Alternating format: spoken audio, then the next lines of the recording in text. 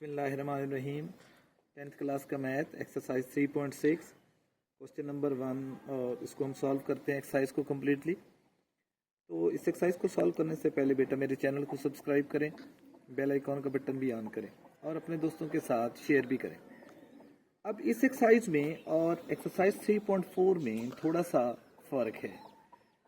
Solve करने में तो हमें पता है काफ़ी चेंज है, लेकिन बच्चे को कैसे पता चलेगा कि ये 3.6 का क्वेश्चन है, इसे के मेथड से करना है, या ये 3.4 का क्वेश्चन है और इसे हमने कंपोनेंडो और डिवाइडेंडो रूल से सॉल्व करना है। एक तो बेटा इस बात का ख्याल रखें कि जब आपको कंपोनेंडो और डिवाइडेंडो में दिया गया था तो उसमें हमें ये प्रूव करने के लिए दिया गया था। उसमें लिखा हुआ था कि प्रूव दैट A/B इक्वल है C/D के, और यहाँ हमें ये दिया गया है और हमने ये प्रूव करना है। ये ज़हन में रखिएगा कि ये हमें दिया गया और कहा गया है कि ये प्रूव करें कि ये इक्वल है। वहाँ हमें इसको प्रूव करना था और ये वाला हिस्सा हमें दिया जाता था जिसे हम सॉल्व करते थे।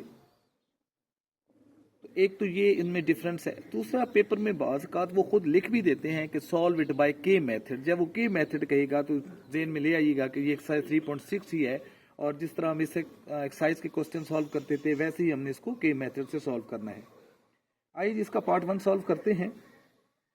तो सॉल्व करने से पहले हम जो दिया गया है कि A/B इक्वल है C/D के, तो हम इसको फ्रैक्शन में ले आते हैं। A/B इक्वल है C/D और let they are equal to कोई कांस्टेंट के। हम इसको के इक्वल कर देते हैं। ये दोनों के इक्वल हैं तो हम अलग-अलग A/B इक्वल टू के करके ए की वैल्यू बनाते हैं, B क्रॉस मल्टीप्लाई करते हैं तो ए की वैल्यू हमारे पास B ऑफ के आ जाएगा। सिमिलरली C/D भी इक्वल है के, तो यहाँ से हम C की वैल्यू बना लेते हैं जो कि हमारे पास D ऑफ के बनेगी, यानी कि D के। अब हम लेफ्ट हैंड साइड और राइट हैंड साइड लेते हैं और इन्हें सॉल्व करते हैं। लेफ्ट हैंड साइड है हमारे पास 4A माइनस 9B और 4A प्लस 9B। ज़रूरी नहीं है कि हम अलग-अलग सॉल्व करें, हम लाइन लगा के लेफ्ट हैंड साइड और राइट हैंड साइड एक साथ भी सॉल्व कर सकते हैं। तो अब A की जगह उसकी वैल्यू लगा लेते हैं। 4A की जगह उसकी वैल्यू B ऑफ के माइनस 9B, और यहाँ भी 4B ऑफ के प्लस 9B। इन दोनों में से B कॉमन ले लेते हैं, बाकी हमारे पास रह जाएगा 4K माइनस 9। यहाँ से डिनोमिनेटर में से भी B कॉमन, तो रह जाएगा 4K प्लस 9। B से B कैंसिल हो जाएगा और हमारे पास रह जाएगा 4K minus 9 over 4K plus 9। ये हमारा आंसर 1 हो गया। राइट हैंड साइड पे आ जाते हैं जी। राइट हैंड साइड पे हमारे पास है जी 4C माइनस 9D और 4C प्लस 9D। अब C की वैल्यू है हमारे पास, हम C की वैल्यू लगा देंगे। 4C की वैल्यू है, हमने यहाँ से बनाई है, C हमारा D ऑफ के है, तो 4D के माइनस 9D, और यहाँ हमारे पास 4D के प्लस 9D। तो इन दोनों में से D कॉमन, तो हमारे पास 4K माइनस 9 रह गया, और डिनोमिनेटर में से भी D कॉमन, तो 4K प्लस 9 रह गया। D से D कैंसिल हो गया, तो 4K minus 9 over 4K plus 9। ये हमारा आंसर सेकंड हो गया। तो आप देखें दोनों आंसर सेम है, तो from 1 and 2 left hand side equal I right hand side के, और ये हमने प्रूव कर लिया। क्वेश्चन नंबर 1 का सेकंड पार्ट ये भी बिल्कुल उसी जैसा है, सॉल्व करते हैं इसको। तो उसी तरह हम सपोज कर लेते हैं लेट इस फ्रैक्शन को हम, इस रेशियो को हम फ्रैक्शन में ले जाते हैं। A/B C/D इक्वल है के, तो A/B को हम इक्वल टू के करेंगे तो A की वैल्यू हमारे पास, ये B क्रॉस मल्टीप्लाई होगा तो B के, और इसी तरह C/D भी हमारा के की इक्वल है, तो C की वैल्यू हमारे पास D ऑफ के आएगी। अब हम इन दोनों साइडों को सॉल्व करता हूं। मैं पिछले क्वेश्चन में जो इसका पार्ट 1 किया था तो मैंने लेफ्ट हैंड साइड और राइट हैंड साइड ले ली थी। अब इसमें मैं लेफ्ट हैंड साइड और राइट हैंड साइड नहीं लेता, ऐसे ही दोनों में मैं वैल्यू सब्स्टिट्यूट कर लेता हूं और इसको सॉल्व कर लेते हैं। तो मेरे पास है जी 6A minus 5B over 6A plus 5B equal है 6C minus 5D over 6C plus 5D। तो जहाँ जहाँ A है वहाँ उसकी वैल्यू लगा देंगे, और जहाँ जहाँ C है हमारे पास उसकी वैल्यू लगा देते हैं। तो ये 6 और A की जगह उसकी वैल्यू B ऑफ के माइनस 5b, यहाँ भी 6 और b of k plus 5b equal है हमारे पास 6, c की वैल्यू dk है तो dk माइनस 5d, और डिनोमिनेटर में भी 6dk प्लस 5d। अब यहाँ हमारे पास इन दोनों में से न्यूमरेटर में से b कॉमन है तो b कॉमन लेते हैं तो हमारे पास 6k माइनस 5 रह जाएगा, और यहाँ भी जब हम b कॉमन लेंगे तो 6k प्लस 5 रह जाएगा। b से b कैंसिल कर देते हैं। हम राइट हैंड साइड पे आते हैं तो यहाँ देखिए इन दोनों में से भी d कॉमन आ रहा है तो d कॉमन ले लेते हैं, बाकी 6k माइनस 5 रह जाएगा, और यहाँ भी d कॉमन ले लें तो 6k प्लस 5 रह जाएगा। d से d कैंसिल हो गया तो 6k minus 5 over 6k plus 5 equal है 6k minus 5 over 6k plus 5k, hence left hand side equal है राइट हैंड साइड के, और ये हमने प्रूव कर दिया। क्वेश्चन नंबर 1 का पार्ट 3, ये पार्ट हमें देखने में जितना मुश्किल लग रहा है उतना ही ये आसान है, क्योंकि ये पहले 2 पार्ट से थोड़ा सा मुख्तलिफ है। इसमें स्क्वायर रूट आ गया और स्क्वायर आ गए हैं तो देखने में ये मुश्किल लग रहा है कि इसको सॉल्व करना मुश्किल होगा, हालांकि ये उनसे ज़्यादा आसान है। आइए इसको सॉल्व करते हैं। हम अपना सवाल यहीं से स्टार्ट करेंगे कि इस रेशो को फ्रैक्शन में कन्वर्ट करेंगे कि a ओवर b इक्वल होता है c ओवर d के, और हम सपोज कर लेते हैं कि लेट ये हमारा इक्वल टू k है तो a ओवर b की वैल्यू इक्वल टू k, तो a की वैल्यू यहाँ से हम बनाएंगे जो कि b ऑफ k बनेगी। सिमिलरली c ओवर d भी इक्वल टू k है तो c की वैल्यू हमारे पास dk बनेगी। अब आ जाते हैं जी, इस क्वेश्चन को सॉल्व करते हैं। हमारे पास है a ओवर b इक्वल है a square plus c square over b square plus d square और सारे का स्क्वायर रूट। अब जहाँ जहाँ a और c है उसकी वैल्यूज है हमारे पास, a की वैल्यू b के और c की वैल्यू d के, ये वैल्यूज हम इसमें सब्स्टिट्यूट कर देंगे तो a की जगह उसकी वैल्यू b के लगा देंगे, डिनोमिनेटर में b है हमारे पास, a की जगह b k का स्क्वायर और c की जगह हमारे पास d k है तो उसका स्क्वायर हम ले लेते हैं। डिनोमिनेटर में हमारे पास b square plus d square है और सारे का स्क्वायर रूट है। अच्छा, एक बात और आपको समझा दूं बेटा कि यहाँ बच्चे अक्सर गलत करते हैं। गलती क्या करते हैं कि अगर उनके पास a स्क्वायर और b स्क्वायर और स्क्वायर रूट आ जाए तो वो a प्लस b बाहर ले आते हैं। भाई ये गलत है, ये इक्वल नहीं हो सकता। इसको मैं आपको वैसे एक नंबर से भी समझा देता हूँ कि अगर आपके पास 3 का स्क्वायर और 4 का स्क्वायर हो और आप इसका स्क्वायर रूट खत्म करके 3 प्लस 4 तो ये इक्वल टू 7 हो जाएगा, जबकि अब यहाँ सॉल्व करें तो आपको पता चलेगा कि ये इक्वल नहीं है। 3 का स्क्वायर 9 हो जाएगा, 4 का स्क्वायर 16 हो जाएगा, इनको ऐड करें तो 25 और 25 तो 5, और ये 7 कैसे इक्वल हो सकते हैं, ये तो इक्वल नहीं है। तो इक्वल जब होल स्क्वायर होता है, अगर ये a प्लस बी का होल स्क्वायर होता और स्क्वायर रूट होता फिर कैंसिल होकर a प्लस बी आ सकता था, लेकिन अलग-अलग सम की सूरत में हो या डिफरेंस की सूरत में हो तो स्क्वायर और स्क्वायर रूट कैंसिल नहीं होते। हाँ, अगर प्रोडक्ट की सूरत में हो जैसे a स्क्वायर b स्क्वायर ये प्रोडक्ट है तो ये कैंसिल होकर a b आ सकता है, लेकिन सम और डिफरेंस की सूरत में ये गलत हो जाएगा। तो अब हम इनका स्क्वायर ओपन करेंगे, हम इनका स्क्वायर ओपन करते हैं। ये ऐसे सॉल्व नहीं होगा कि ये स्क्वायर रूट से कैंसिल हो गए, ये दोनों स्क्वायर रूट से कैंसिल नहीं हो सकते। हम इनका स्क्वायर खोलेंगे, यहाँ b से b कैंसिल हो जाएगा, हमारे पास k रह जाएगा, जबकि यहाँ हमारे पास b स्क्वायर k स्क्वायर और plus d square k square और नीचे हमारे पास b square plus d square सारे का स्क्वायर रूट आएगा। अब इन दोनों में से जो है हमारे पास k स्क्वायर कॉमन है तो हम k स्क्वायर कॉमन ले लेते हैं न्यूमरेटर में से।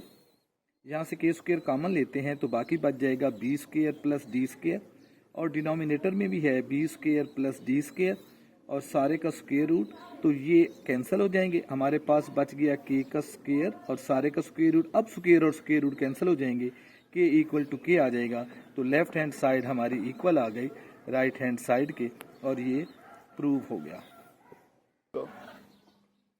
क्वेश्चन नंबर 1 का 4th पार्ट, इसमें ये हमें रेशो में दे दिए गए, पहले फ्रैक्शन में दे रहा था, अब उसने हमें ये रेशो में दे दिया है।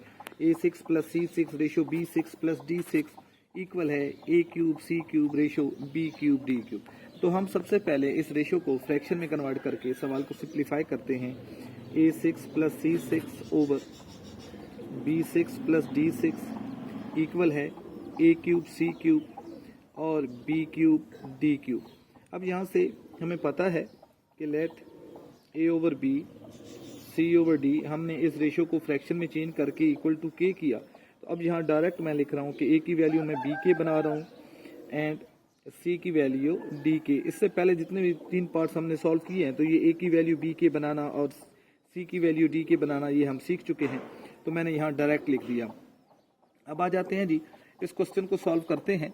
तो हमारे पास है A6 प्लस C6 और इसके नीचे B6 प्लस D6 है और ये इक्वल है A क्यूब C क्यूब और हमारे पास B क्यूब और D क्यूब। जहाँ जहाँ हमारे पास A और C की वैल्यू है वो हम सब्स्टिट्यूट करते हैं, तो ये BK की पावर 6 हो जाएगी और यहाँ DK की पावर 6 हो जाएगी और यहाँ हमारे पास B6 और D6 उसी तरह रहेगा क्योंकि इनकी वैल्यूज़ नहीं है। तो यहाँ भी हमारे पास BK की पावर 3 हो जाएगी और यहाँ DK की पावर 3 हो जाएगी और यहाँ हमारे पास B क्यूब और D क्यूब रहेगा। अब इसको ओपन करते हैं तो ये हो जाएगा B6K6 plus D6K6 whole divided by B6 plus D की पावर 6 इक्वल है, यहाँ हमारे पास B का क्यूब K का क्यूब इंटू D का क्यूब K का cube whole divided by B cube और D क्यूब। अब इन दोनों में से K की पावर 6 जो है न्यूमरेटर में कॉमन आता है, तो K की पावर 6 कॉमन ले लेते हैं, बाकी रह जाएगा B6 प्लस D6 और डिनोमिनेटर में भी है B की पावर 6 प्लस D की पावर 6, तो ये दोनों कैंसिल हो जाएंगे और हमारे पास K की पावर 6 रह जाएगा। जबकि राइट हैंड साइड की तरफ जब हम आते हैं तो इन दोनों में देखें B क्यूब और D क्यूब ऐदा कर लेते हैं, इनके बेस एक जैसे हैं और ये मल्टीप्लाई हो रहे हैं तो फिर इनकी पावर ऐड होंगी। तो K की पावर 3 प्लस 3, तो 6 डायरेक्ट मैं यहाँ लिख सकता था, तो कमज़ोर बच्चों के लिए मैंने एक स्टेप बढ़ा दिया। ये दोनों कैंसिल हो जाएंगे, हमारे पास K की पावर 3 प्लस 3 6 हो जाएगा।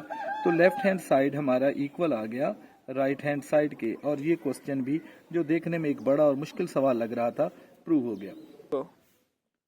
अच्छा जी, ये हमारे पास क्वेश्चन नंबर 1 का छठा पार्ट, ये भी इंतहाई अहम पार्ट है जिसको हम सॉल्व करने लगे हैं। बाकी पार्ट्स इजी हैं तो इसको भी हम उसी तरह सॉल्व करेंगे। तो हमारे पास A ओवर B है, इस रेशो को हमने फ्रैक्शन में चेंज किया और हमने इसको सपोज कर लिया कि ये हमारा K की इक्वल है, तो यहाँ A ओवर B भी हमारा K की इक्वल आया, तो A की वैल्यू हमारे पास B ऑफ K निकली। सिमिलरली C ओवर D भी हमारा K की इक्वल है, तो C की वैल्यू हमने D के बना ली। अब हम इस वैल्यू को इसमें सब्स्टिट्यूट करेंगे। तो अब ये क्वेश्चन बड़ा सा है तो इसमें हम लेफ्ट हैंड साइड और राइट हैंड साइड करके इसको सॉल्व कर लेते हैं।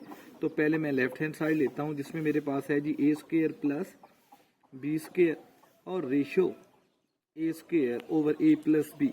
सबसे पहले तो इस रेशो को मैं फ्रैक्शन में कन्वर्ट करता हूँ, तो फ्रैक्शन में ये डिवाइजर में जाएगा, तो मैं इसको फिर यूं लिख देता हूँ।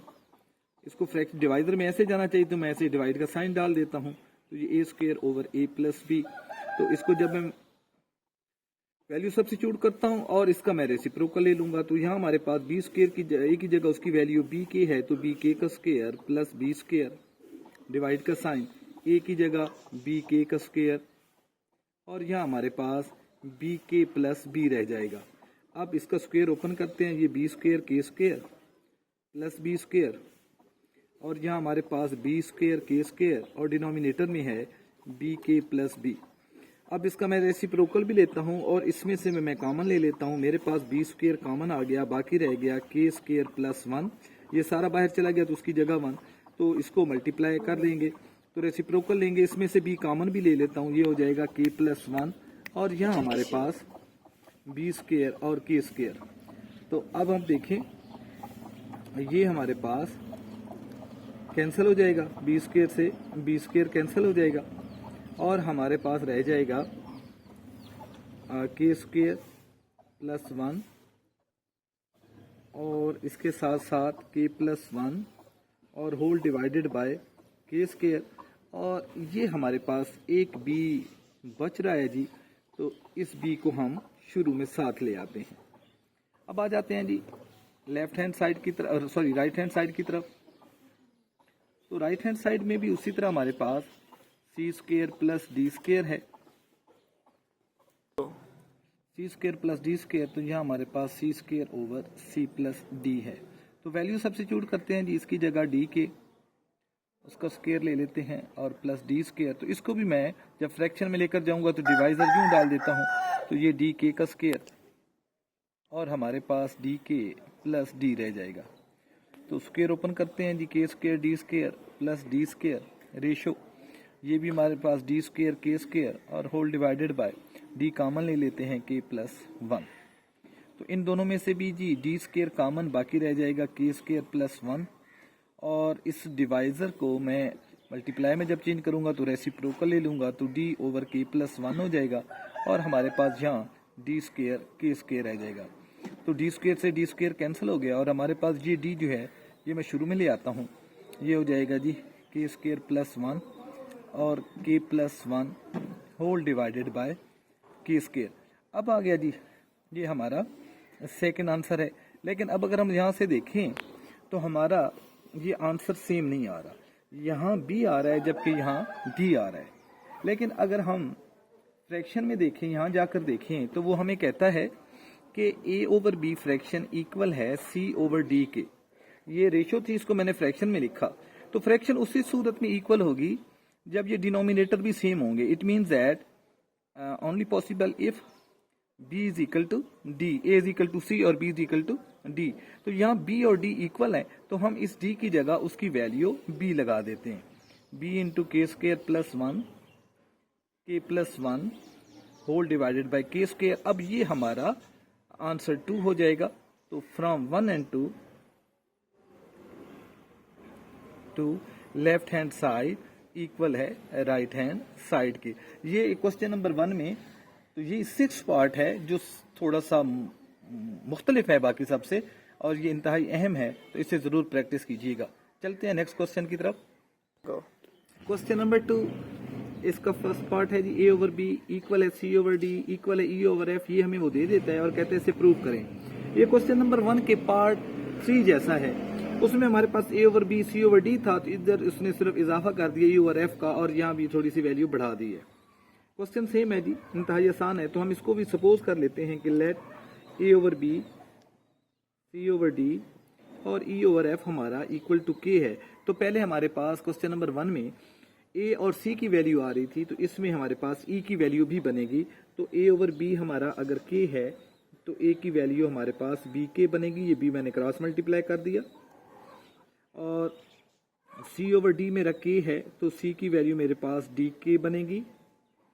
एंड ई ओवर एफ जो है वो मेरा इक्वल टू के है, क्योंकि ये सभी इक्वल हैं और के की इक्वल है, तो सभी को मैंने बारी बारी के की इक्वल रखा, तो यहाँ ई की वैल्यू एफ ऑफ के आएगी। अब आ जाते हैं जी क्वेश्चन की तरफ, इधर इसकी वैल्यू सब्स्टिट्यूट करते हैं। तो क्वेश्चन है हमारे पास A over B. Question easy है, क्वेश्चन मुश्किल नहीं है बेटा। अगर आपको क्वेश्चन नंबर 1 अच्छी तरह समझ आ गया है तो इसको सॉल्व करना कोई मुश्किल नहीं है।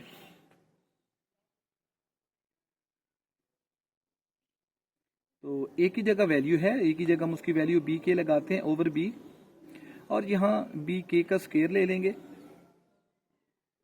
प्लस डी ऑफ के का भी स्क्वायर ले लेंगे प्लस ई एफ ऑफ के का भी स्क्वायर ले लेंगे। ई की वैल्यू भी हमने लगा दी, सारे का स्क्वायर रूट, और डिनोमिनेटर में हमारे पास आ रहा है B square plus D square plus F square.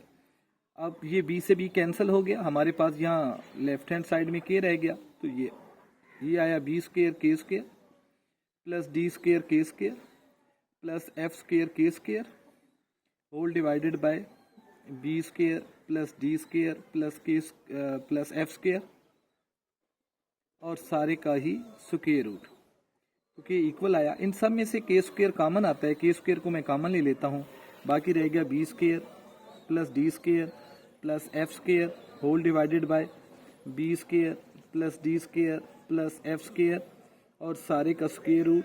तो ये कैंसिल हो गए, तो के आया के स्क्वायर के इक्वल, तो स्क्वायर और स्क्वायर रूट कैंसिल हो गए, तो के इक्वल टू के आया। तो लेफ्ट हैंड साइड इक्वल आई राइट हैंड साइड के, और ये प्रूव हो गया। क्वेश्चन नंबर 2 का सेकंड पार्ट, ये क्वेश्चन जो है, ये वाला पार्ट जो है वो अक्सर पेपर में आ जाता है, तो ये इंतहाई इंपॉर्टेंट है, तो आप इसको इंपॉर्टेंट मार्क कीजिए। सॉल्व उसी तरह ही होगा।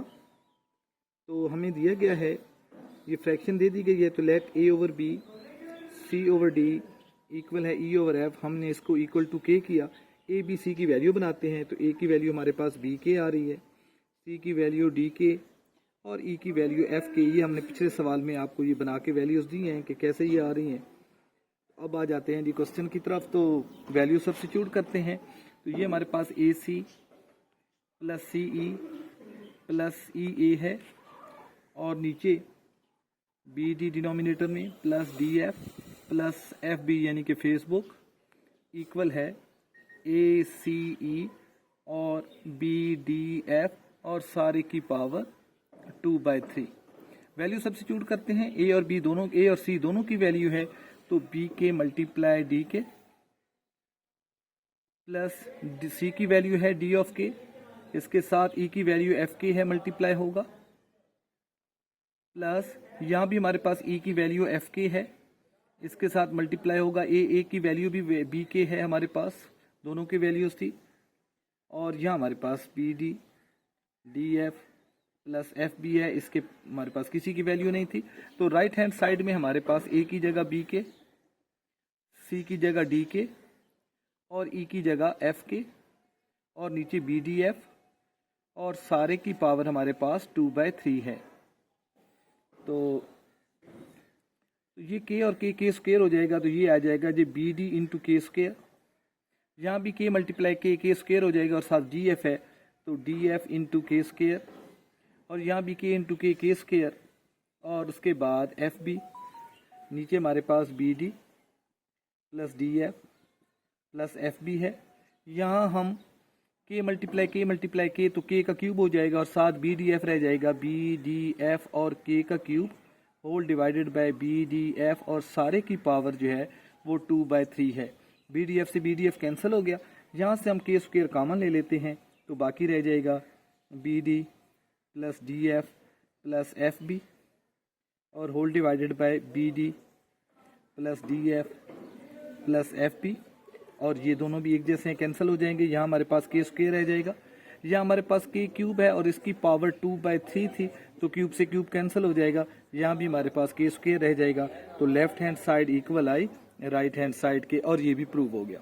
तो क्वेश्चन नंबर 2 का थर्ड और लास्ट पार्ट और इस एक्सरसाइज का भी लास्ट पार्ट है ये, तो इसको सॉल्व करते हैं। ये भी उसी तरह हमारे पास सॉल्व होना है। तो लेट ए ओवर बी इक्वल है सी ओवर डी इक्वल है ई ओवर एफ, हमने इसको इक्वल टू के कर दिया तो ए की वैल्यू हमने बनाई जो कि बी के बनी, सी की वैल्यू बनाई जो कि डी के बनी और ई की वैल्यू हमारे पास एफ के आई।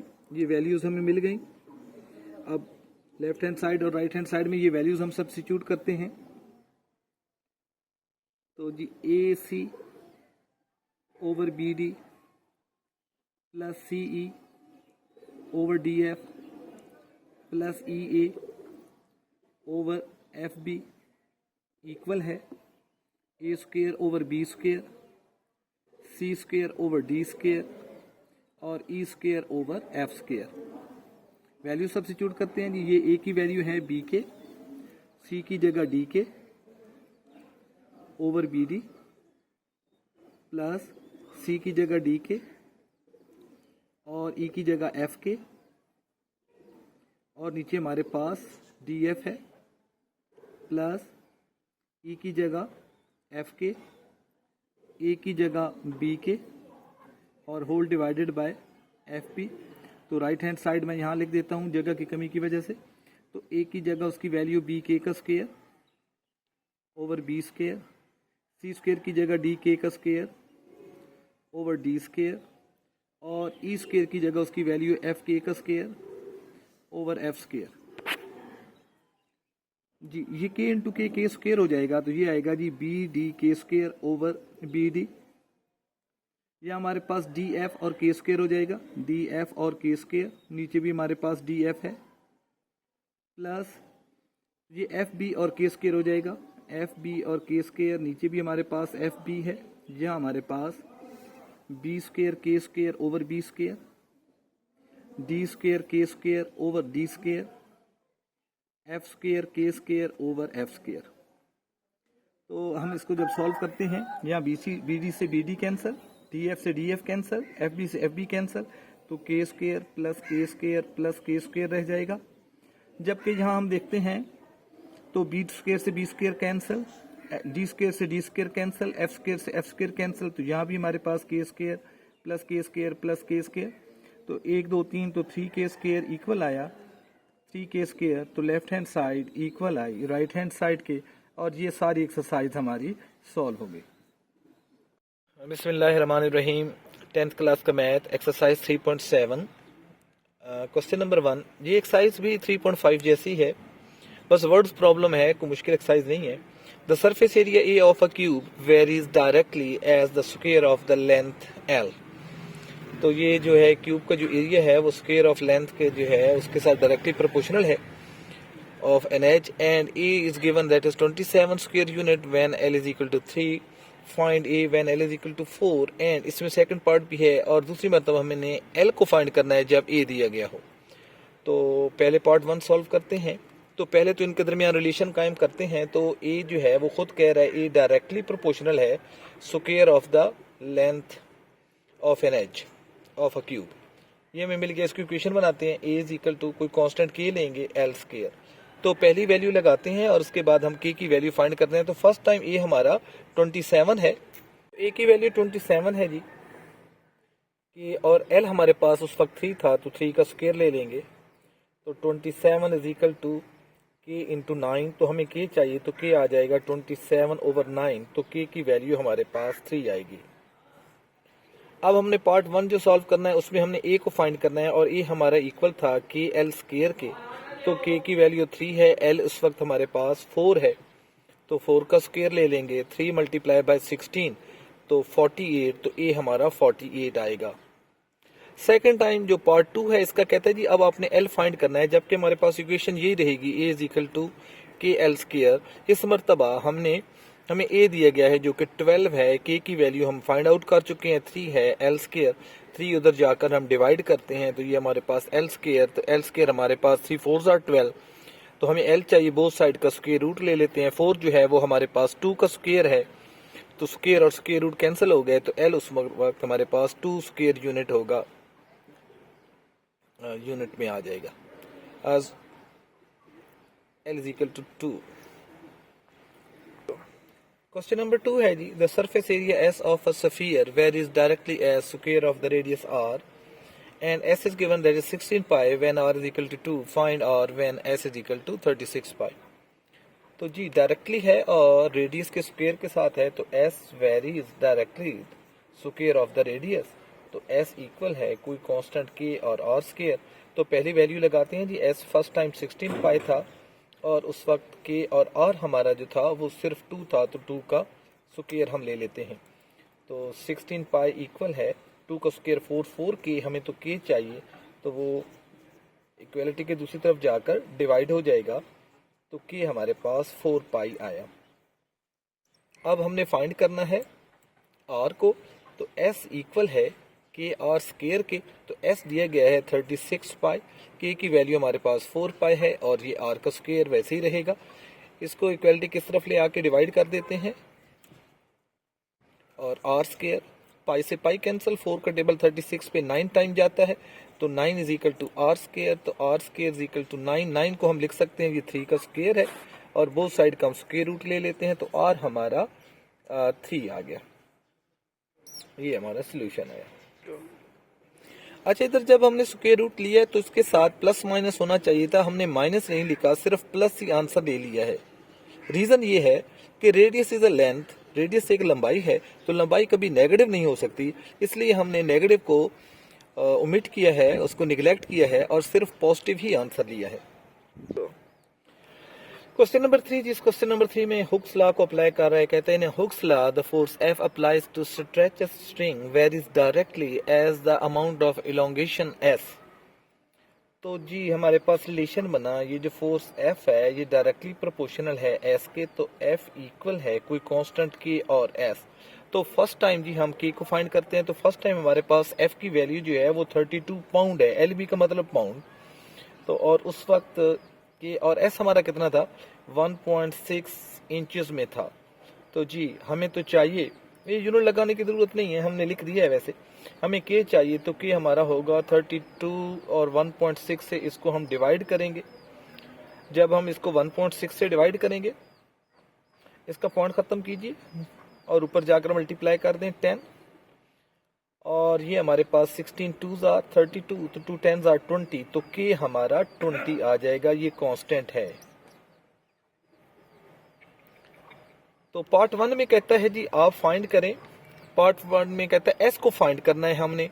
तो हमारे पास रिलेशन यही है कि एस है, तो उस वक्त एफ हमारा 50 पाउंड है, तो एफ की जगह हम उसकी वैल्यू 50 लगा देते हैं कि हमारे पास 20 है, एस फाइंड करना है। 50/20 इक्वल टू एस, तो 0 से 0 कैंसिल हो गया। 2 का टेबल लेकर जाइए 5 पे, तो 2.5 हमारा इंचेस में आंसर आ जाएगा, क्योंकि इलोंगेशन जो है वो इंचेस में थी, तो 2.5 इंच आ गया। इसी का जो सेकंड पार्ट है, इसमें हमें कहता है जी आप एफ को फाइंड करें, यानी कि इस मतलब हमने फोर्स को फाइंड करना है, लेकिन हमारे पास बेसिक इक्वेशन यही है। तो फोर्स फाइंड करते हैं। यहाँ हमारे पास कांस्टेंट जो है वो 20 है, और इलोंगेशन जो है वो इस वक्त हमारे पास 0.8 है। तो इसका पॉइंट खत्म करेंगे नीचे 10, 0 से 0 कैंसिल हो गया, तो 2 8 आर 16। तो फोर्स है, तो फोर्स का यहाँ यूनिट हमने पाउंड रखा है, तो यहाँ भी हमारे पास 16 पाउंड ही आएगा। तो इतना एफ की वैल्यू हमारे पास आएगी। Question 4. The intensity I of a light from a given source varies inversely as the square of the distance d from it. अच्छा जी, हमें पता चल गया है कि जो हमारे पास इंटेंसिटी आई है वो वेरी कर रही है और इनवर्सली कर रही है, तो 1 ओवर तो स्क्वायर ऑफ द डिस्टेंस तो डी स्क्वायर के साथ ये हमारे पास रिलेशन बन गया जी। आई वेरीज इनवर्सली, तो 1 ओवर डी स्क्वायर हो गया। If the intensity is 20 candle power at a distance of 12 feet, तो पहली वैल्यूज हमें दी गई, पहले हम इसको इक्वेशन में कन्वर्ट करते हैं। I is equal to proportionality हटाएंगे तो कोई कांस्टेंट, तो 1 ओवर डी स्क्वायर। तो पहली वैल्यूज हम लगाते हैं और हम के को फाइंड करते हैं। आई हमारा जब 20 कैंडल लाइट था, उस वक्त हमारा जो डिस्टेंस था वो 12 फीट था, तो 1 ओवर 12 का स्क्वायर ले लेंगे, क्योंकि डी का स्क्वायर था। तो के हमारा आएगा 20 मल्टीप्लाई बाय 12 का स्क्वायर 144। ये हमने इसका स्क्वायर लिया तो 144 आया, और उसे क्रॉस मल्टीप्लाई करेंगे तो तब हमारा के आएगा। तो के की वैल्यू हमारे पास आई। अब हम इन दोनों को मल्टीप्लाई कर देते हैं, तो 0 उसी हमारे पास आंसर में आएगी। 2 4s are 8, 2 4s are 8, 2 2s are 4, तो ये 2880 हमारा के आया। अब जी हमें कहता है फाइंड द इंटेंसिटी, हमने आई को फाइंड करना है at a point 8 feet from the source. अब इंटेंसिटी हमने फाइंड करनी है, और वो है जी के और 1 ओवर डी स्क्वायर। तो के की वैल्यू तो हमारे पास है 2880 मल्टीप्लाई 1 ओवर, तो डी हमें दिया गया है इस मरतबा 8, तो 8 का स्क्वायर लेंगे क्योंकि हमारे पास डी का स्क्वायर था। तो 2880 मल्टीप्लाई, तो 8 का स्क्वायर 64 हो जाएगा। अब हम इन दोनों पे टेबल लेकर जाते हैं। तो पहले तो हम चेक करते हैं कि इनके ऊपर क्या 8 का टेबल जाता है, 64 पे तो जाता है, तो इस पे भी 2880 पे भी जाता है। तो 8 का टेबल पहले मैं ले जाता हूँ। 8 8s आर 64, और यहाँ 8 का जाएगा, 8 3s आर 24, रह जाएंगे हमारे पास 4, तो 8 6 आर 48, और ये 0 साथ मिला लेंगे, तो 360 ओवर 8। अब फिर हम चेक करते हैं क्या 8 का टेबल जाता है, तो 8 का टेबल फिर जाता है, तो 8 1s आर 8, 8 4s आर 32, रह जाएंगे 4, तो ये 40 हो जाएगा। 8 5s आर 40, तो ये हमारे पास 45 हो जाएगा। अब हमें पता है कि इंटेंसिटी कैंडल पावर में था, तो ये 45 कैंडल पावर ही कहलाएगा। तो ये क्वेश्चन भी हमने इसका सॉल्व कर लिया। नंबर 5, क्वेश्चन नंबर 5 में कहता है the pressure P of a body of a fluid varies directly as the depth. तो डेप्थ के डायरेक्टली प्रोपोर्शनल है प्रेशर। तो जब हम इसका रिलेशन बनाएंगे तो P is directly proportional to depth. Depth को हम D ले लेते हैं। If the pressure exerted on the bottom of the tank by a column of fluid 5 feet, 5 feet की इसकी डेप्थ है, high is 2.25 pound per square inches. तो ये उसका इतना प्रेशर है। How deep must be the fluid, fluid को कितनी गहराई में होना चाहिए to exert a pressure of 9 pound per square inches. तो पहले हम इस रिलेशन की इक्वेशन बना लेते हैं। P इज इक्वल टू कोई कांस्टेंट K ले आते हैं और D। फर्स्ट टाइम हमें P दिया गया था 2.25, और उस वक्त हमारे पास जो डेप्थ थी वो थी 5 फीट, तो 5 से इसको डिवाइड कर देते हैं, तो K हमारा आएगा 2.25 डिवाइड बाय 5। तो ये हमारे पास इसको डिवाइड करते हैं तो ये हमारे पास 0.45 आ जाएगा डेप्थ में। तो ये हमारे पास के आ गया। अब हमने फाइंड करना है, डेप्थ फाइंड करनी है, तो P बराबर है K इंटू डी। तो हमें D चाहिए, तो वो होगा P ओवर K। तो P की वैल्यू हमें दे दी गई है, दूसरी मरतबा वो 9 है, उसको हम 0.45 से करेंगे। तो ये जब हम सॉल्व करते हैं तो हमारे पास 20 फीट आता है। तो ये उसकी हम डेप्थ फाइंड कर लेंगे। Question number 6, labour cost C varies jointly as the number of workers n and the average number of days। तो हम पहले रिलेशन बना लेते हैं। तो ये जो कॉस्ट है ये डायरेक्टली प्रोपोर्शनल है, जॉइंटली है, तो इन दोनों का प्रोडक्ट है नंबर ऑफ वर्कर्स n और एवरेज डेज। तो हम इसको डेज को d से रिप्रेजेंट कर देते हैं, तो इक्वेशन बनाते हैं C इज इक्वल टू के एन डी। अब पहली वैल्यू लगा के हम ये कांस्टेंट के फाइंड करते हैं। तो फर्स्ट टाइम हमारे पास कॉस्ट ऑफ 800 वर्कर्स, तो नंबर के n की जगह हमारे पास 800 है, और फॉर 13 डेज तो डे की जगह हमारे पास 13 है, इज 2,86,000, 2,86,000। तो यहाँ कॉस्ट हमें बता दी गई है, हमें के चाहिए, तो इसको मल्टीप्लाई करते हैं। 13 8 आर 104, तो 207 मिल जाएंगी। तो के की वैल्यू आएगी 286,000 डिवाइडेड बाय 10400। 20 से 20 कैंसिल कर लेते हैं, इसको सिंप्लीफाई करते हैं, तो ये हमारे पास आ जाता है जी, सिंप्लीफाई करने पे 55/2, ये हमारे पास के आ गया। अब हमने फाइंड करना है जी, फाइंड द लेबर कॉस्ट। तो हमने कॉस्ट को फाइंड करना है, सी फाइंड करना है। इक्वेशन हमारे पास ये चल रही है, ये हमारे पास है के एन डी। तो के की जगह उसकी वैल्यू 55/2, एन हमारे पास 600 वर्कर हैं, और डेज हमारे पास अब 18 है। तो 2 का टेबल जाता है टू 9 टाइम 18, इन सबको मल्टीप्लाई कर देते हैं।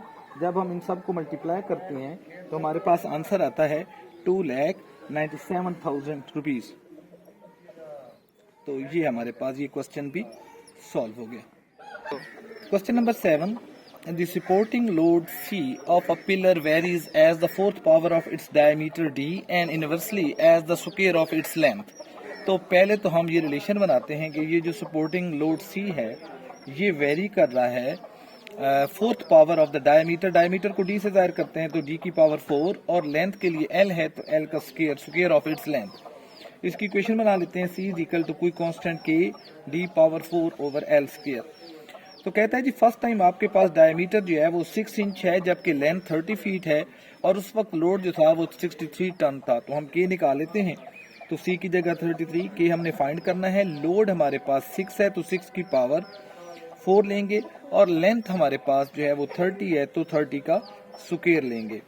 तो 30 का स्क्वायर 900 हो जाएगा, 900 जाके मल्टीप्लाई हो जाएगा, तो 63 मल्टीप्लाई 900 होल डिवाइडेड बाय 6 की पावर 4 हम लेते हैं, तो 6 की पावर 4 हमारे पास बनेगी 1296। सिंप्लीफाई करते हैं, जब हम इसको सिंप्लीफाई करेंगे तो हमारे पास के की वैल्यू फ्रैक्शन में आएगी, और वो आएगी 175/4। हमने इसको सिंप्लीफाई किया। अब इस इक्वेशन में आ जाते हैं जी। अब हमने फाइंड क्या करना है, फाइंड लेंथ करना है। तो हमारे पास इक्वेशन ये वाली इक्वेशन ए थी, तो इसमें सी हमारे पास था के D power 4 over L square, तो एल वहां ले जाते हैं, एल का स्क्वायर, तो ये हो जाएगा के डी की पावर 4 ओवर सी। तो लास्ट में जाके हमने स्क्वायर रूट लेना है। के की वैल्यू हमारे पास आई 175/4, और डी इस मरतबा हमारे पास डी की वैल्यू 4 है, तो 4 की पावर 4 हो जाएगी, और हमारे पास जो सी है उसकी वैल्यू भी हमने लेनी है, और सी की वैल्यू 28 है। तो ये हमारे पास आया 175 मल्टीप्लाई 64 ओवर 4 मल्टीप्लाई बाय 28। 4 का टेबल 64 पे 16 टाइम। इसको जब हम सिंप्लीफाई करेंगे कैलकुलेटर से, तो हमारे पास इसका आंसर आ जाएगा जी, ये हमारे पास एल है, एल का स्क्वायर इक्वल टू 400 आएगा। बोथ साइड का हम स्क्वायर रूट ले लेंगे। 400 जो है वो 20 का स्क्वायर है, स्क्वायर और स्क्वायर रूट कैंसिल हो जाएंगे, तो 20 फीट इसकी हाइट आएगी। Kinetic energy of a body varies jointly mean directly as the mass and square of its velocity v। तो रिलेशन बनाते हैं जी, kinetic energy k dot E हमारे पास वेरी कर रही है जी मैस के और वेलोसिटी के स्क्वायर के। तो इसको इक्वेशन बनाते हैं। जब इक्वेशन बनाएंगे तो प्रोपोर्शनैलिटी का साइन खत्म करेंगे, को कांस्टेंट के ले आएंगे और एम वी स्क्वायर। पहली वैल्यूज लगाइए और आप ये कांस्टेंट फाइंड करें तो फर्स्ट टाइम आपके पास काइनेटिक एनर्जी जो है वो 4320 फुट पर पाउंड है और हमारे पास के हमने फाइंड करना है। मैस उस वक्त हमारे पास 45 पाउंड है और मल्टीप्लाई बाय वेलोसिटी 24 है तो 24 का स्क्वायर हमें लेना पड़ेगा। हमें के चाहिए तो के निकालने के लिए तो 4320 ओवर ये उधर जाकर डिवाइड हो जाएगा और 24 का स्क्वायर 576 ये हमारे पास यहाँ 576 आ जाएगा। इसको जो सिंपलीफाई करते हैं तो ये हमारे पास फ्रैक्शन में आएगा। तो फ्रैक्शन में ये हमारे पास आता है जी 27/167। तो ये हमारे पास के की वैल्यू आ गई। ये काइनेटिक एनर्जी नहीं है, काइनेटिक एनर्जी में हमने के डॉट ई लिखा था। ये हमारे पास जो कांस्टेंट के आ रहा था ये हमने उसकी वैल्यू फाइंड की है। अब हमने काइनेटिक एनर्जी फाइंड करनी है तो काइनेटिक एनर्जी हमारे इक्वल है, इसको चेंज करते हैं। काइनेटिक एनर्जी इक्वल है हमारे पास एम और वी स्क्वायर के। तो एम की और सॉरी के भी यहाँ आ रहा है तो के की जगह हम 27/167 लेंगे। मैस हमें दिए गए है जी 3000 और वी इस मरतबा में 44 तो 44 का स्क्वायर लेंगे क्योंकि वेलोसिटी का स्क्वायर है। जब हम इसको सिंप्लीफाई करेंगे तो हमारे पास काइनेटिक एनर्जी आएगी। कैलकुलेटर से हम इसको सॉल्व करते हैं तो ये हमारे पास आएगी जी 968,000 फुट पर पाउंड। तो ये इस एक्सरसाइज का लास्ट क्वेश्चन था। लास्ट 8 क्वेश्चन हमने सॉल्व नहीं किया, एक जैसा ही था तो मैंने उनमें से सिलेक्ट कर लिया 9th को। तो ये पूरी एक्सरसाइज हमने इसको सॉल्व कर लिया। आप इसे ज़रूर वॉच करें और प्रैक्टिस करें। इंशाल्लाह ये आपके लिए पूरा चैप्टर हमने तैयार कर लिया है। सारी एक्सरसाइजेस चैप्टर नंबर 3 की हमने अपलोड कर दी हैं। आप यहाँ से तैयारी करें, प्रैक्टिस करें, इंशाल्लाह आप अच्छे मार्क्स लेंगे।